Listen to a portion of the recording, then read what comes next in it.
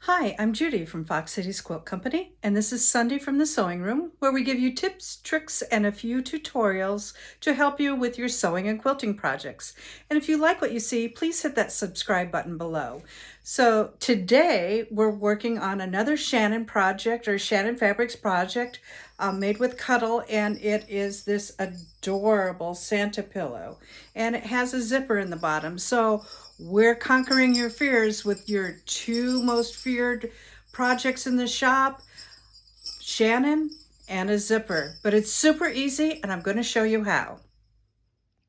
For this project, you're going to need two 18-inch pieces of red Cuddle. This is 18 inches square. They tell you in the directions to use cardinal, but I liked the bright red. You're also going to need a 4.5-inch piece of white Cuddle, and I used the white Cuddle shirling, and then a 3-inch piece of black Cuddle, and this is for your belt. So this is for your button placard, this is for your belt.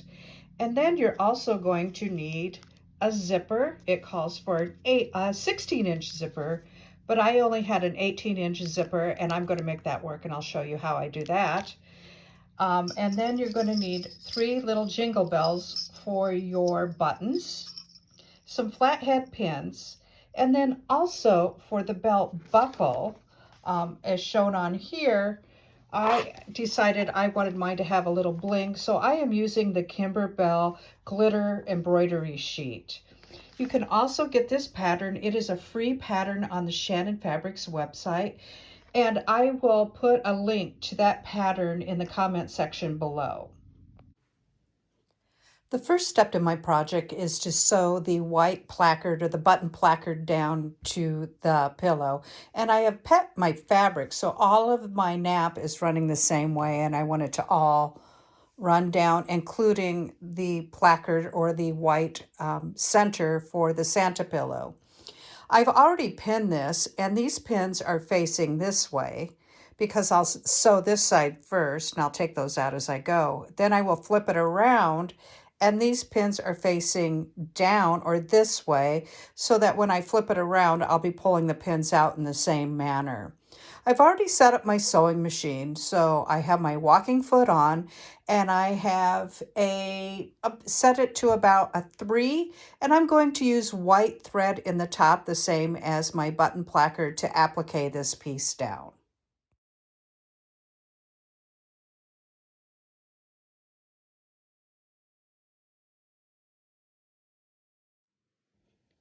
So for the next step I want to show you, we're going to put the belt right over the white button placard, and you should have your belt positioned about 4 inches up on each side from the bottom.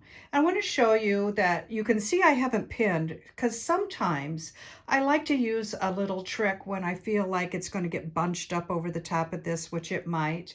I use press and seal instead of pins, and it helps me uh, go over the whole entire thing instead of just pinning and having things point in different directions. But the problem with press and seal, it's good in one way, but on the other side of it is you have to pick the press and seal out. But let me show you how that works, because it's kind of an interesting thing. So I have uh, prepared a piece of press and seal, and I am going to just put it over the top of everything and just push it right down. And the press and seal kind of adheres everything to your Santa pillow. And then I'm going to take it over to my sewing machine with no pins, and I am going to show you how that stitches down. This is all sewn down now with my press and seal, and I'm going to go ahead and I'm going to pull this all off. And it pulls off fairly easy. And you can kind of tell that my sewing machine didn't stitch in all of the places. I'll see how I like that when I'm done. But now that this is all sewn down with no lumps and bumps, I can go ahead and stick it back into my sewing machine, and it'll be pretty easy to do. So I've got this pulled off, and then there's a few pieces here that get pretty tight, and I'm just going to go ahead and pull that all off. And so you can kind of see how nice that press and seal does work. And so for the little bits that I cannot get, what I do is I come along with, I have a seam ripper that has a rubber end to it, and I can just pull these out, and my seam ripper will help me get all those other pieces out, and I'll just continue to do that as I go. Some of it I'm not even going to worry about because it is in the seam allowance, but the rest of it I definitely will pick out. But I mean, it's a horse apiece. If you want to pin, you can pin. If you want to press and seal, you can press and seal. Um, as far as the time goes, I think it's a personal preference. You're going to spend as much time picking stuff out as you would have pinned, but I just wanted to show you another option instead of doing all that pinning. So that's the press and seal method. So now I'm ready to put on my belt buckle. And again, I'm using the Kimberbell glitter sheet, and the directions tell you to take a piece and do a 1 inch, draw 1 inch all the way around to do a 1 inch buckle. I wanted mine a little bit bigger, so I went ahead and did uh, 1.25 inches. And I'm going to cut this all out, and then I'll come back to you and show you that when I'm all done. I've cut out my belt buckle, and now I've laid it onto all 3 pieces of my applique. And instead of using press and seal this time, because I thought it was just too big and I was worried about the plastic sticking to the plastic, I decided to just use washi tape, or you can use painter's tape, either one. And I'm just going to tape this down, and then I'm going to take this to my sewing machine, and I think I'm going to keep my black thread in, and I'm just going to edge stitch all the way around the outside and the inside of the buckle to make it look nice and finished. So here's the top of my Santa pillow, and it's all put together, and I have the buckle put on, and I took away the washi tape, and so far I'm really happy with this. I think this is super cute. So the next thing I'm going to do is add the zipper, and to do the zipper I am going to place my top and my backing right sides together. And remember, my zipper was a little longer. My zipper was 18 inches. But what I'm going to do is they give you one direction on how to put it in, and I don't particularly like those directions, so I'm going to show you how I'm going to put it in. But I wanted to talk about this 18-inch zipper because I'm not really going to be too concerned about that, because I will sew it back and forth where I need to and cut the extra zipper off. But let me show you what I'm going to do first. So I am going to put these right sides together, and I double checked my nap to make sure that everything is running the same direction. And then I'm going to stagger my pins in here, and I'm going to sew just the bottom together. So what I've done is I've now taken my zipper out of the package, and I am going to attach it now to the inside of my pillow. So this is the bottom seam, and I have that just finger pressed open, and you can see it's a good 1/2 inch seam allowance, which is even bigger than my zipper. And remember, my zipper is a little bit longer here. Oops, sorry about that camera angle. So if I lay this evenly, you're going to see that this is going to stick out considerably. Again, I'm just not worried about it because I'm just going to keep going over it here 2 or 3 times, and then I'll cut this off, and it's not going to be a big deal. So what I'm doing right now is I am going to center my zipper however I want it. With the teeth of my zipper, it's going to go face down, and the teeth of my zipper are going to line up with the seam at the bottom of my pillow. And again, I'm going to use my friend the washi tape, and I'm just going to go ahead and tape this down. In the pattern, they tell you to use double-sided or water-soluble tape, but I find this works just as well, and I can take it out. So I am going to, I'm trying to decide here. I'm going to tape it this way so that I can work this zipper, because when I get close to that zipper, I'm going to need to open it. And I'm going to go ahead and tape it here so that it is lined up. And then I am going to once again tape it down here. And I'm making sure that that is lined up. Oops, sorry about that. And then I'm going to put a piece of washi tape over this end right where I want it to end. I'm lining up my teeth. And this is going to give me a guide as to where I want to go back and forth, where I'm going to cut that zipper off. And I think it right there would be a good place for it to be. And that's not cooperating. And then let me do this side as well.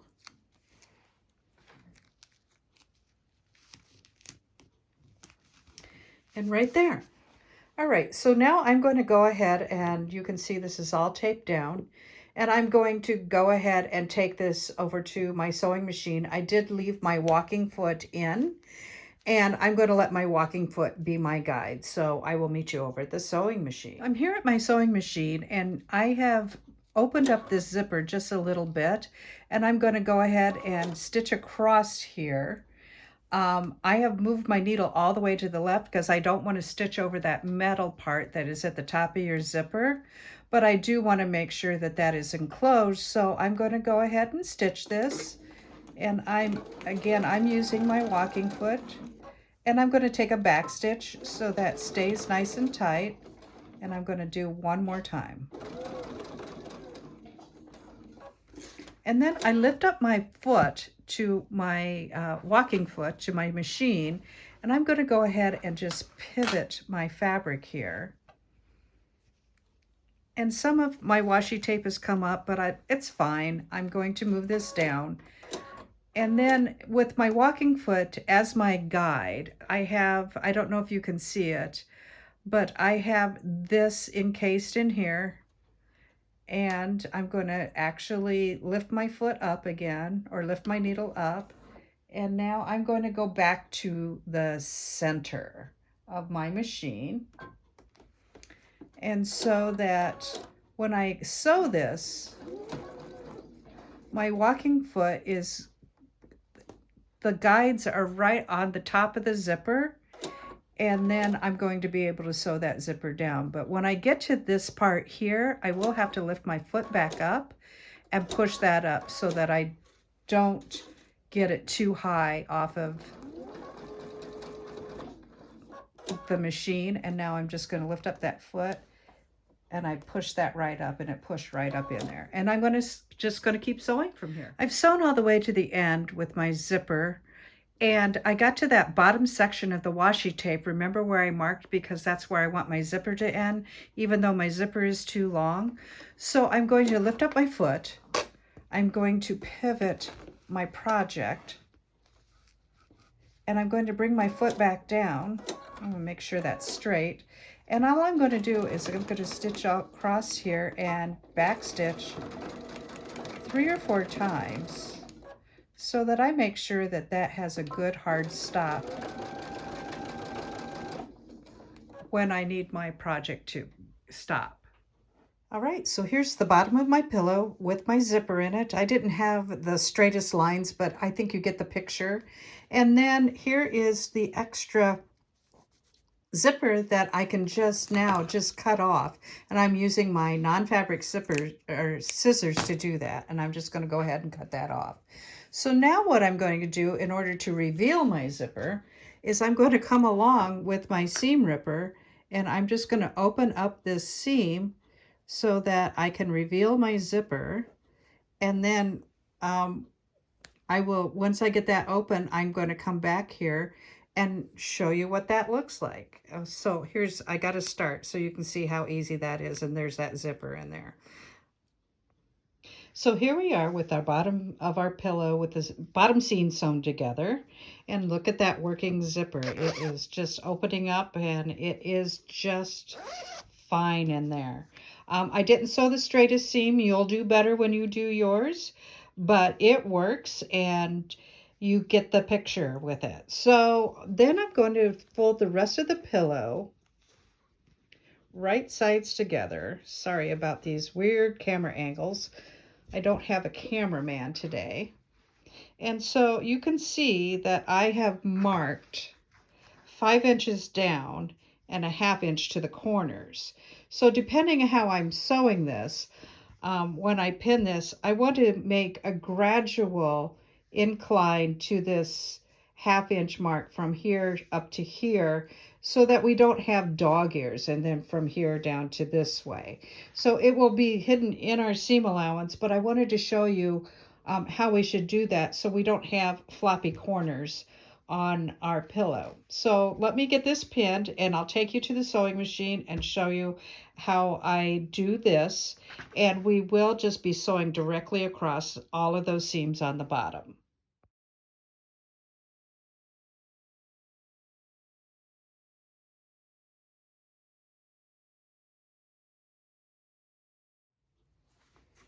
Okay, all sewn on all 3 sides, and because I left my zipper open, all I have to do is turn this right side out. And because this is kind of the fun part, let me adjust my camera up so you can see what I'm doing here.